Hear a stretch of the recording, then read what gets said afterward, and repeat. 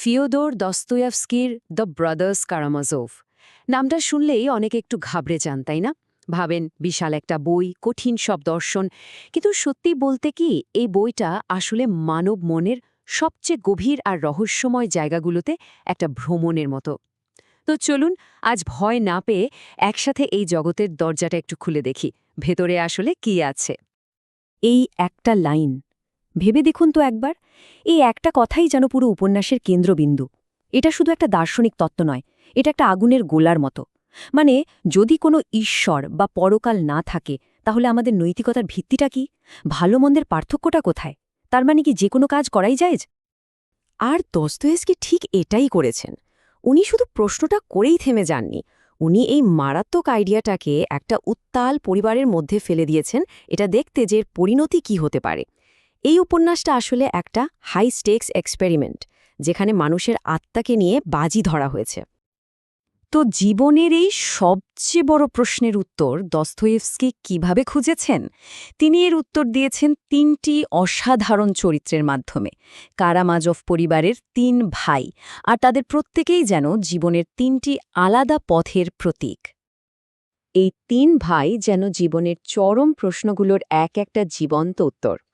একদিকে আছে দিমিত্রি, যে তার তীব্র আবেগ আর কামনাকে আঁকড়ে ধরে বাঁচে। এরপর আসছে ইভান, অসম্ভব মেধাবী আর যুক্তিবাদী একজন মানুষ, যে সবকিছুকেই সন্দেহের চোখে দেখে। আর সবশেষে আছে সবার ছোট অ্যালিউশা, যে বেছে নিয়েছে বিশ্বাস আর ভালোবাসার শান্ত পথ। কিন্তু এই তিনজনের বাইরেও একজন আছে, একজন ছায়ার মতো, স্মেরদিয়াকোভ। সে শুধু পরিবারের একজন চাকর নয়, সে হল ইভানের সেই খতারনাক যুক্তির বাস্তব রূপ।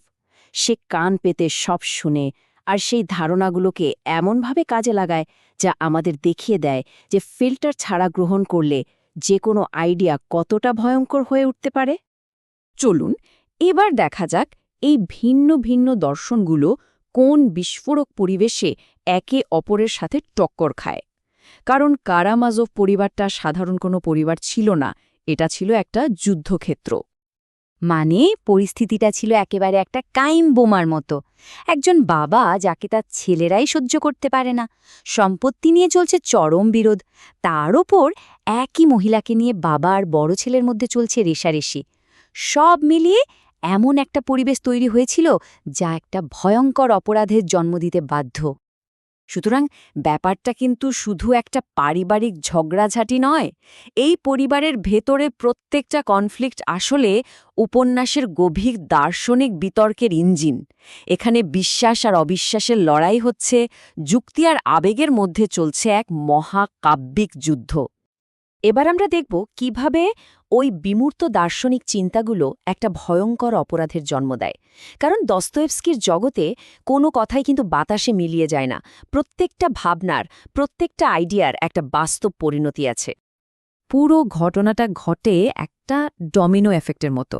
ইভান তার বুদ্ধির জোরে একটা তত্ত্ব দাঁড় করায়, আর স্মেরদিয়াকোভ সেই তত্ত্বকে বাস্তবে রূপ দেয়। আর যখন খুনটা হয়ে যায়, ইভান বুঝতে পারে যে তার কথাই এই হত্যার পেছনে আসল শক্তি হিসেবে কাজ করেছে। ঠিক তখনই তার ভেতরের দুনিয়াটা একেবারে ভেঙে চুরমার হয়ে যায়। সে তার নিজের চিন্তার ভয়াবহতার মুখোমুখি হয়। উপন্যাসের একেবারে কেন্দ্রে যে অপরাধটা রয়েছে তা হল পিতৃহত্যা। কিন্তু এই ভয়ঙ্কর কাজটা শুধুমাত্র একটা খুন নয়, এটা আসলে পুরনো পৃথিবীর বিশ্বাস আর নৈতিকতার উপর একটা প্রচণ্ড আঘাতের প্রতীক। এই একটাই ঘটনা প্রত্যেকটা চরিত্রকে বাধ্য করে নিজের ভেতরের অন্ধকারের মুখোমুখি হতে। উপন্যাসের একেবারে কেন্দ্রে রয়েছে এই দুটো চিন্তার লড়াই। একদিকে ইভানের যুক্তিবাদী মন, যা এমন এক ঈশ্বরকে মানতে নারাজ যার পৃথিবীতে নিষ্পাপ শিশুরা কষ্ট পায়, আর অন্যদিকে আছে আলিওশার বিশ্বাস, যা ভালোবাসা আর ক্ষমার মধ্য দিয়ে মুক্তির পথ দেখায়।